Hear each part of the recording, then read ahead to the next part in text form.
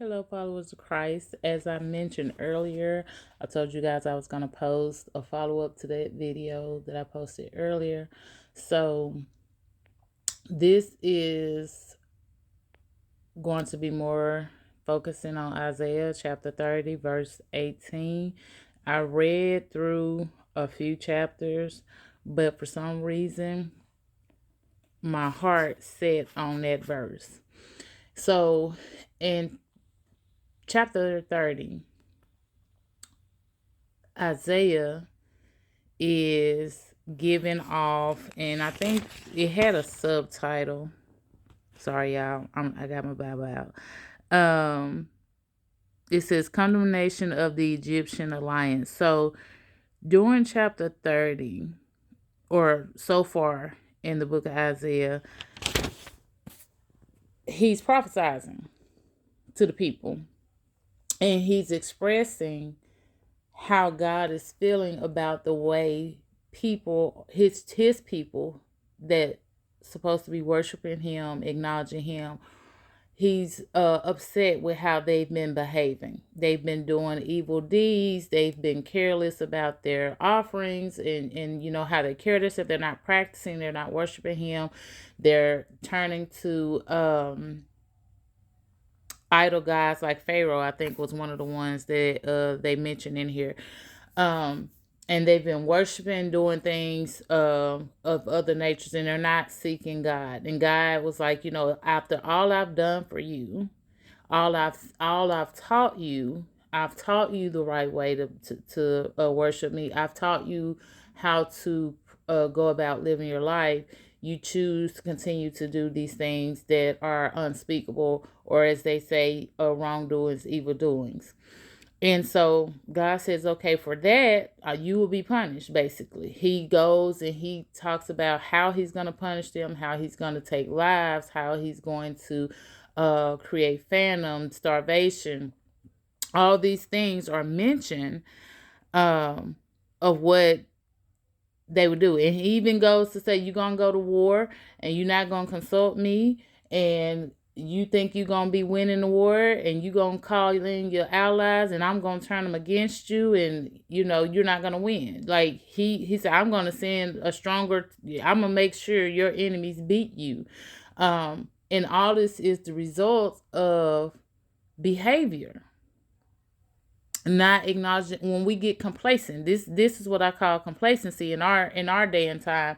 Is what I would consider complacency. Is when we going through life. God has brought us out of something, and then we go through years of being blessed and not going through any major suffering, sorrow, and pain, and then we forget about the person that brought us out of it. We forget about God. We forget to thank him. We forget to worship him. We forget to do what he set out for us to do, because when God um saves us from something, when he brings us out, he always has instruction, right? He always tell us, you know, like, go and do this, go and do that, teach the people, you know, worship me. Do There's always some type of instruction. And at first it seems simple. It's like, oh, okay, I can do that. Yeah, I can start giving my offerings to you, God. I can start praying to you every morning and every night. That's simple. But then somewhere along the way we stop and we forget, and we're like, well, he's a forgiving God, he'll forgive me. And then we get to the point to where we expect the forgiveness, we expect the mercy, we expect the grace to just fall on us, just because he's our God, he's our creator, and he loves us. Well, um people, God's feelings gets hurt. Like, you know, you can't not go through life and not acknowledge him for everything that he's done. You can't drop the ball on that, because this is what happens. And I like in Isaiah. But in all of that, in reading chapter 18, there's a subtitle above it that says Lord's mercy to Israel. So even though he's told them, look, I'm gonna do all this, but I'm doing it so that I can get you to turn back to me. He's not doing it just to punish them, just to say I'm mad at you. He's doing it because God has seen that this is the only way I can get you to turn back towards me. This is the only way I can get you to acknowledge me and realize that I'm your true Savior. I'm the one and true God. And once you do that, once you've gone through this heartache and this suffering, this pain that I'm going to put you through, you will turn to me, and at that moment I will embrace you. And he says that by saying in chapter 30 verse 18, therefore the Lord is waiting to show you mercy and is rising up to show you compassion, for the Lord is a just God, and all who wait patiently for him are happy.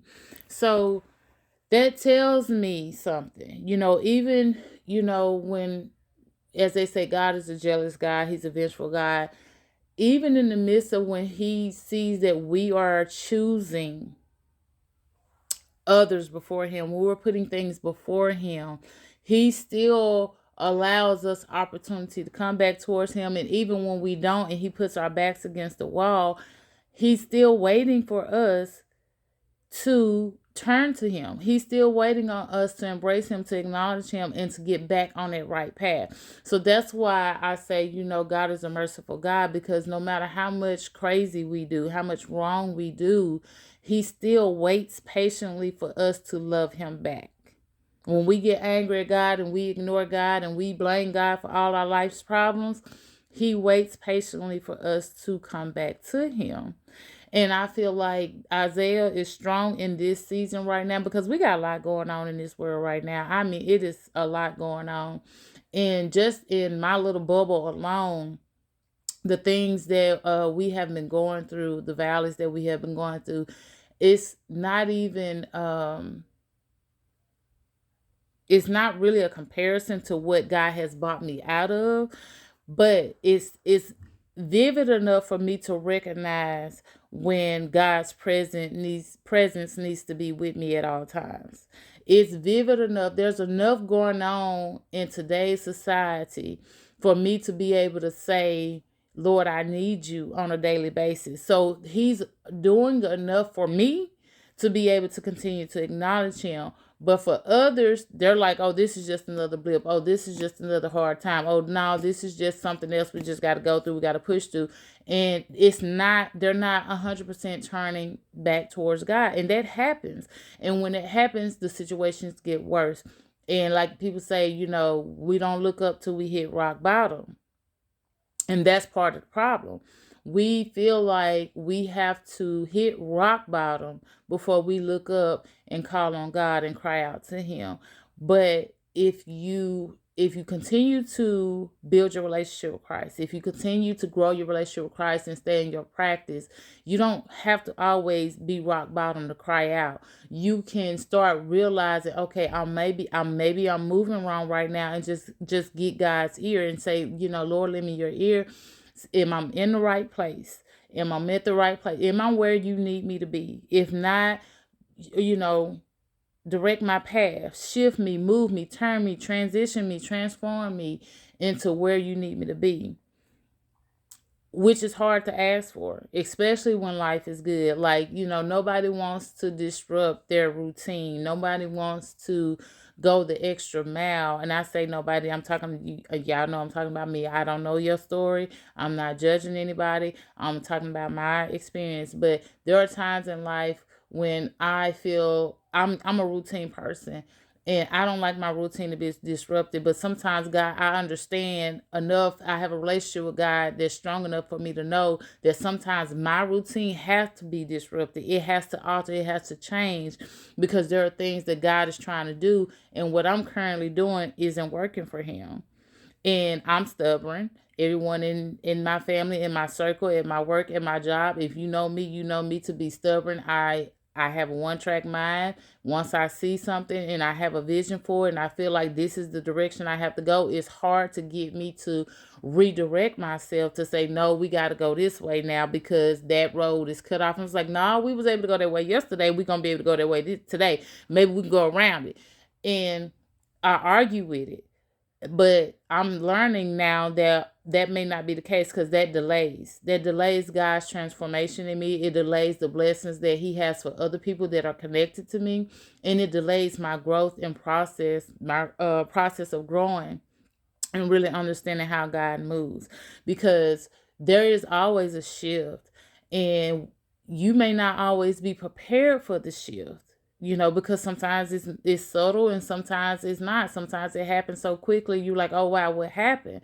But you have to be in. That's why you have to be in a position to where the best you can do is, when you're growing, when you're not capable like me to shift so quickly, the best thing I can do for myself is to the only thing that can be a constant pattern for me, or a constant routine, is having my relationship with God.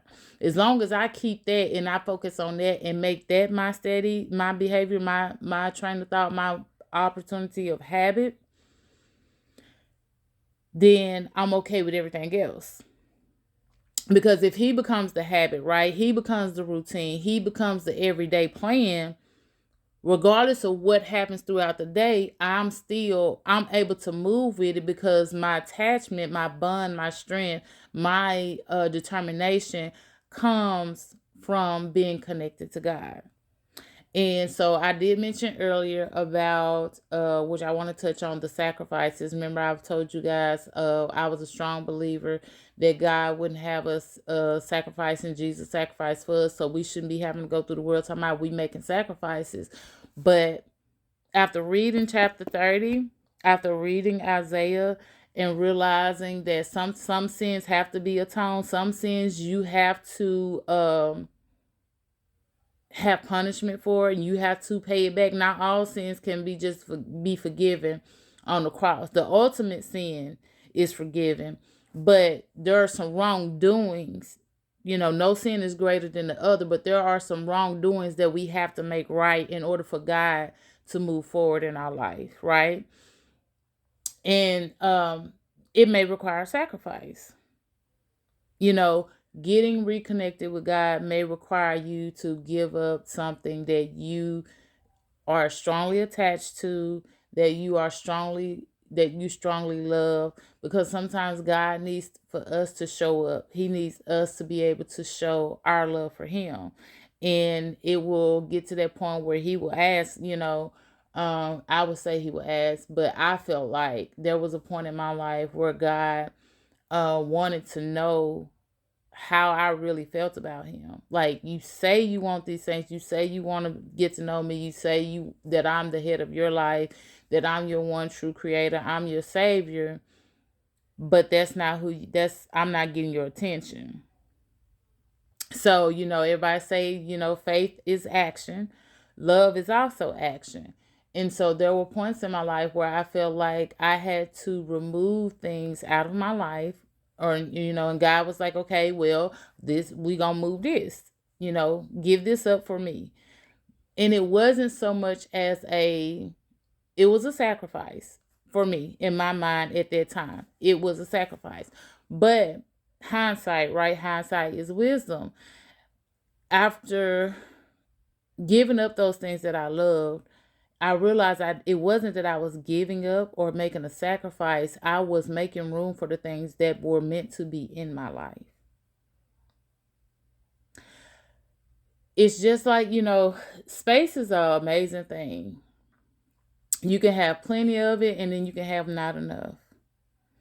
But the important thing about space is it matters. What you have in your space matters. What you put in your space needs to work for you. It needs to be beneficial to you. If it's not, it's just taking up room and of putting a blockage in between you and what God needs you to go.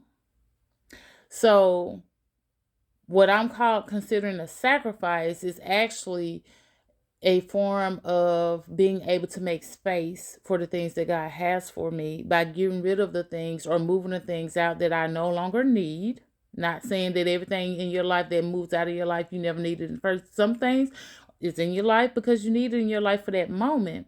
But then there becomes a point where you evolve and you grow and you elevate. And God's saying you no longer need that. For example, with a baby, a baby can only feed off a bottle for so long until they desire, they have to have something that holds on their stomach a lot more, and they transition over from a bottle to food. Um, Life is that way. I mean, we're created that way as humans. We evolve from children to adults. Our culture, our way of existing is about evolution. And part of evolution is being able to make room for the growth. You have to welcome it in. You have to welcome in. What happens when we don't evolve, when we don't change our food? The doctor immediately will tell you, okay, your baby's not gaining weight like they should.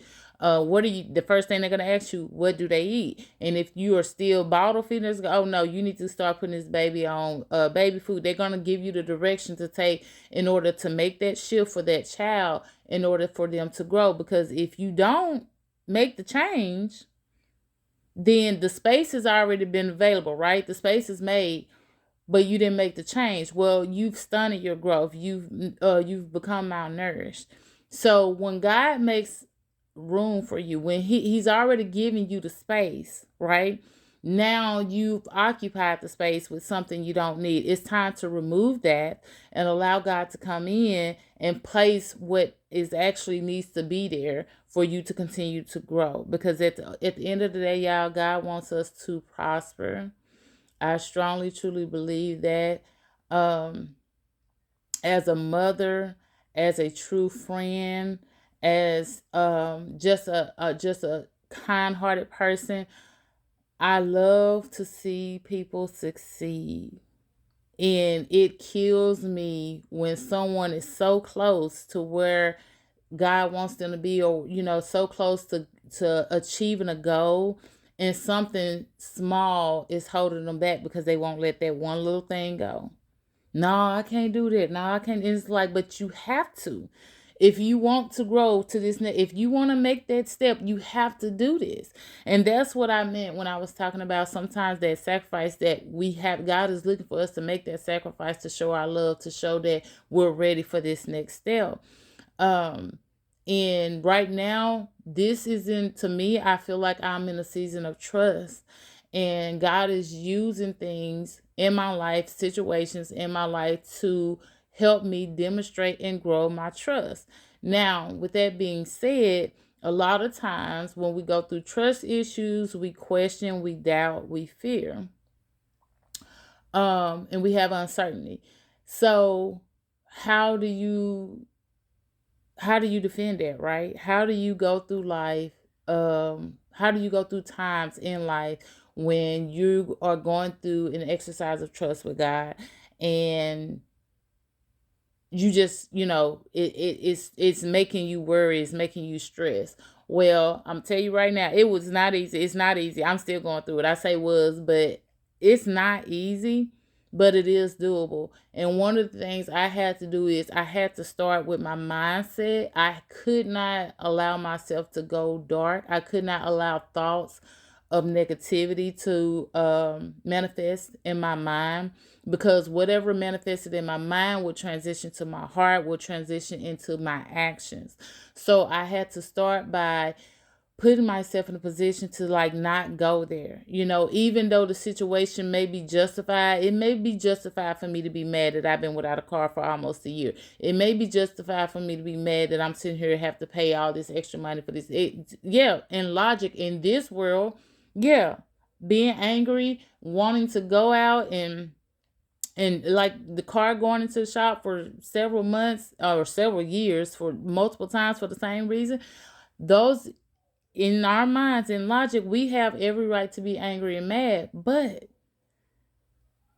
my life is being operated through Christ because I gave him permission to guide me, to lead me, to order my steps, right? So it's not justifiable for me to be mad.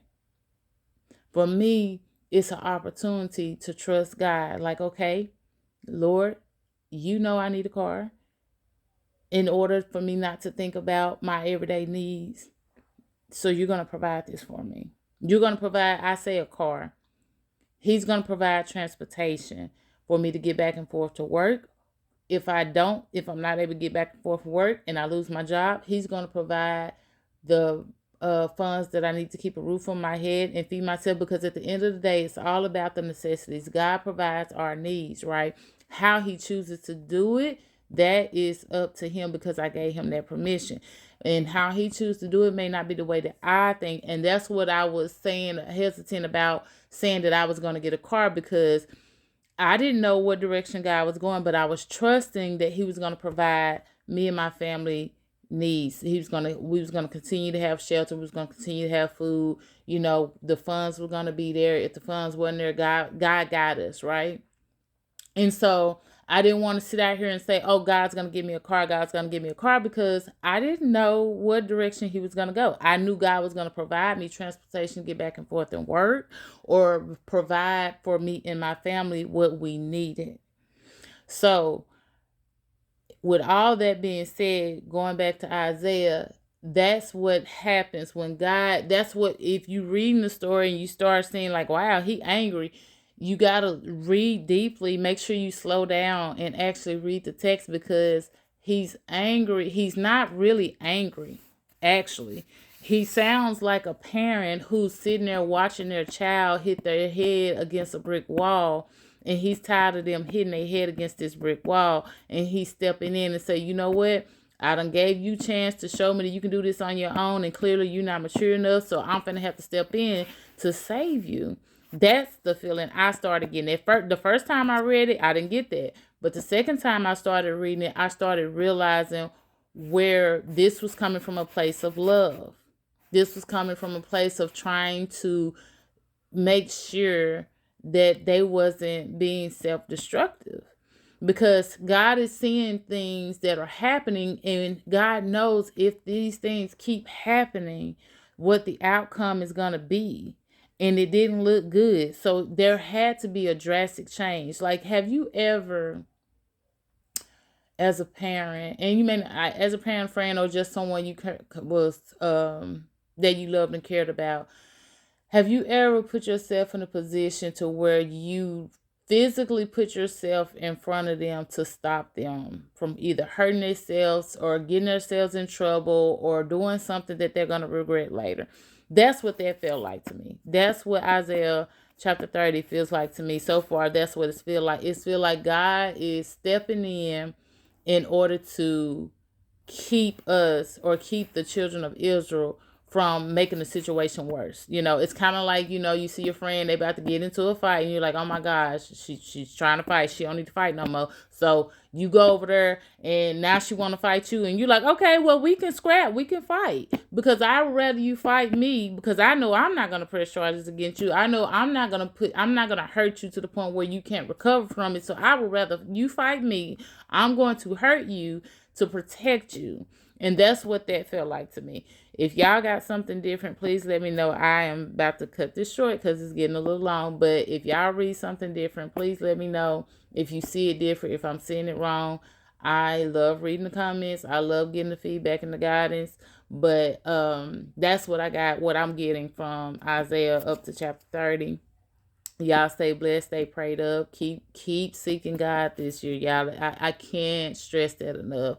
The importance of seeing God in the good, the bad, the ugly, and the in between, because he's there. His presence is real, is there with you. You just gotta look for him, and you gotta accept it. You gotta trust. You gotta open your heart. You gotta trust. I know that's not easy for everybody.